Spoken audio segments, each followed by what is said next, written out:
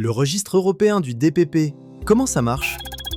Le 16 juillet 2026, la Commission européenne a adopté le règlement d'exécution 2026/1778. Il définit le fonctionnement du registre des passeports numériques de produits sur la base de l'article 13 de l'ESPR. Il entre en vigueur le 20e jour suivant sa publication. Voici ce que dit ce texte. D'abord, que contient le registre? Au minimum, les identifiants uniques et les codes de marchandises des produits destinés à la mise en libre pratique. Car le système repose sur un modèle décentralisé, vos données produits restent hébergées ailleurs. Le registre, lui, vérifie le lien vers cette sauvegarde. L'article 3 énumère ses composantes.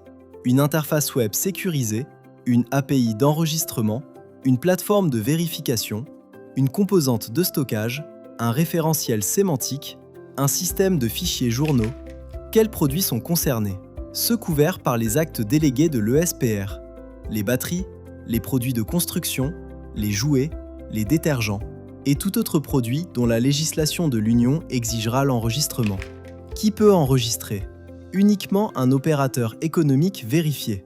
Les acteurs de la chaîne de valeur, réparateurs, reconditionneurs, recycleurs, suivent le même processus de vérification.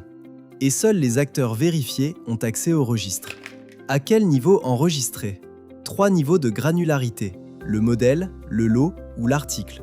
Si plusieurs règles s'appliquent, c'est le niveau le plus détaillé qui prime. Comment se passe l'enregistrement?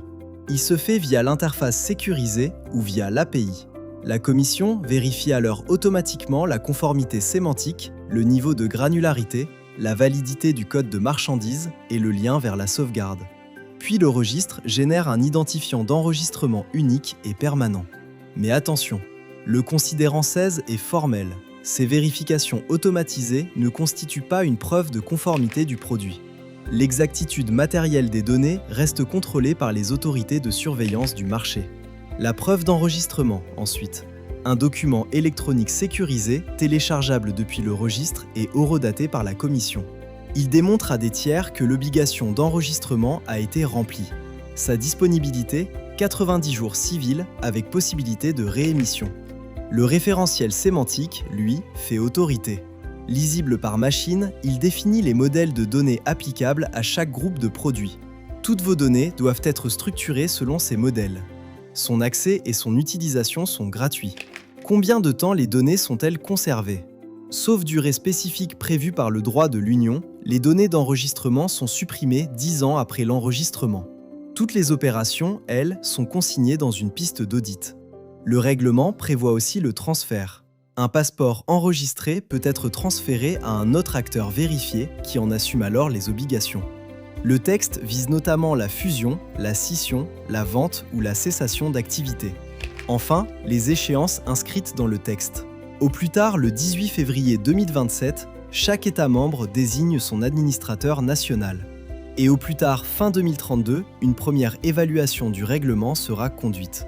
Le règlement d'exécution 2026/1778 est obligatoire dans tous ses éléments et directement applicable dans tout État membre.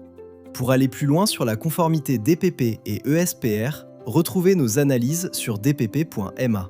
Abonnez-vous à la chaîne pour ne rien manquer de la suite.